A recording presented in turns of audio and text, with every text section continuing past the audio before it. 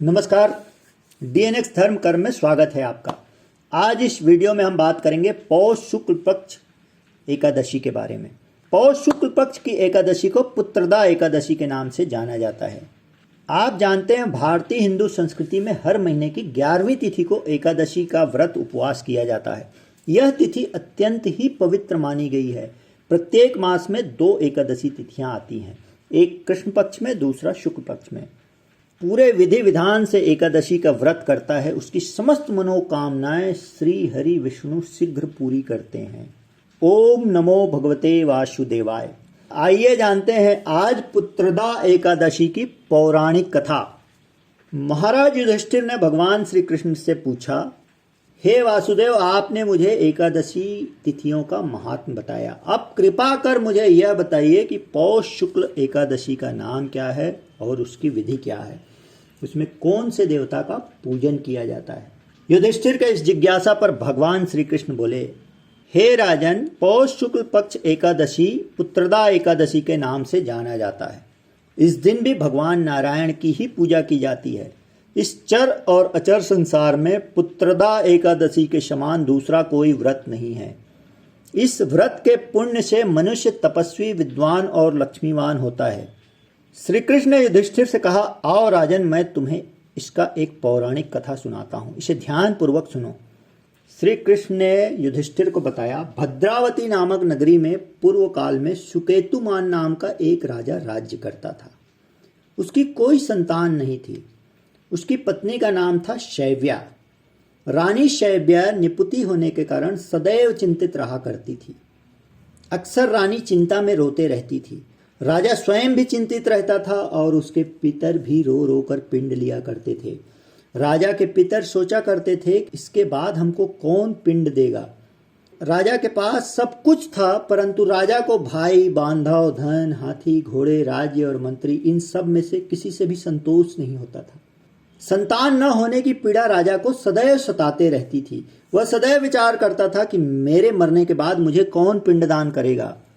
बिना पुत्र के पितरों और देवताओं का ऋण मैं कैसे चुका सकूंगा। जिस घर में कोई संतान न हो उस घर में सदैव अंधेरा ही रहता है, ऐसा राजा हमेशा सोचा करता था। और वह लगातार पुत्र या संतान उत्पत्ति के लिए प्रयत्न भी करता था। वह भगवान से सदैव मनाता था कि मुझे किसी भी तरीके से संतान की प्राप्ति हो जाए। राजा सोचता था, जिस मनुष्य के पुत्र हैं उसको इस लोक में यश और परलोक में शांति मिलती है, अर्थात उसके दोनों लोक सुधर जाते हैं। राजा लगातार चिंता में मग्न रहता था। चिंतित रहते हुए राजा ने एक समय तो निश्चय कर लिया कि अब मुझे अपने शरीर का त्याग कर देना चाहिए, परंतु दूसरे ही क्षण उसने महसूस किया कि आत्मघात महान पाप है। ऐसा ख्याल आते ही उसने आत्महत्या का विचार त्याग दिया। इसी क्रम में राजा एक दिन ऐसे ही विचार करते हुए अपने घोड़े पर सवार होकर वन को चल दिया। वन में विचरते हुए राजन पक्षियों और वृक्षों को देखते रहा। वन में मृग, व्याघ्र, सुअर, सिंह, बंदर, सर्प आदि सब भ्रमण कर रहे थे।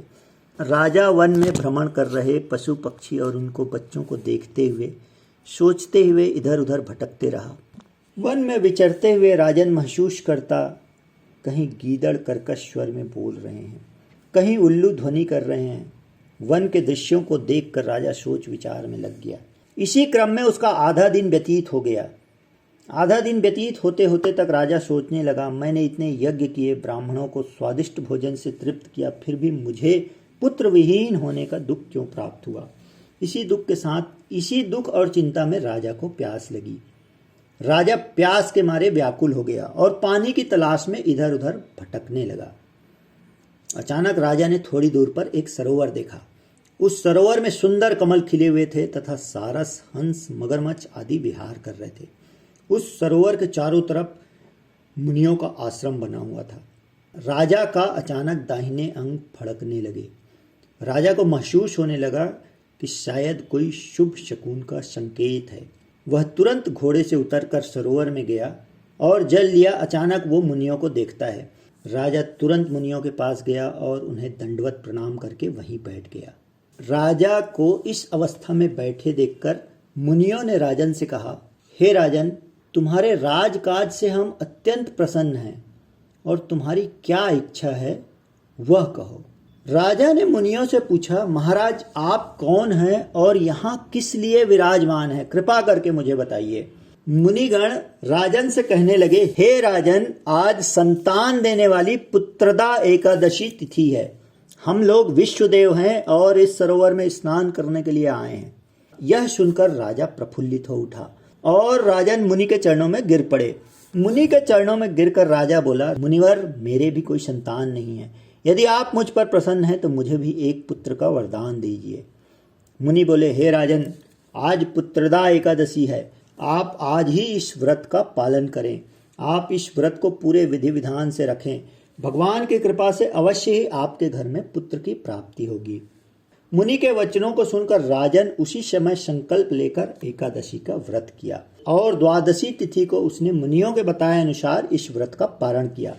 इसके पश्चात मुनियों को प्रणाम करके राजन वापस महल में आ गया।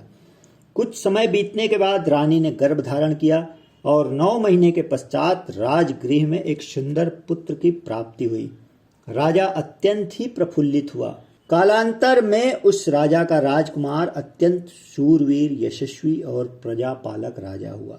राजा सुकेतुमान की इस कथा को युधिष्ठिर को बताकर श्री कृष्ण बोले, हे राजन, पुत्र प्राप्ति के लिए पुत्रदा एकादशी का व्रत करना चाहिए। इस व्रत के पालन करने वाले को तो पुत्र प्राप्ति के साथ साथ पुण्य अर्जन होता ही है, परंतु जो मनुष्य इस महात्म को सुनता पढ़ता है उसे भी अंत में स्वर्ग की प्राप्ति होती है। यह है पुत्रदा एकादशी का पौराणिक महात्म्य। आप भी पुत्रदा एकादशी के व्रत का पालन करें और इसका पुण्य अर्जन करें। साल भर के समस्त एकादशी तिथियों का व्रत विधान और पौराणिक महत्व के लिए आप देखें DNX धर्म कर्म। यदि आपने इस चैनल को सब्सक्राइब नहीं किया है तो आज ही सब्सक्राइब कर लें और बेल आइकन दबाना ना भूलें। यदि आपको यह वीडियो अच्छी लगी तो ज़रूर शेयर करें और औरों को भी इसके लाभ के बारे में बताएं।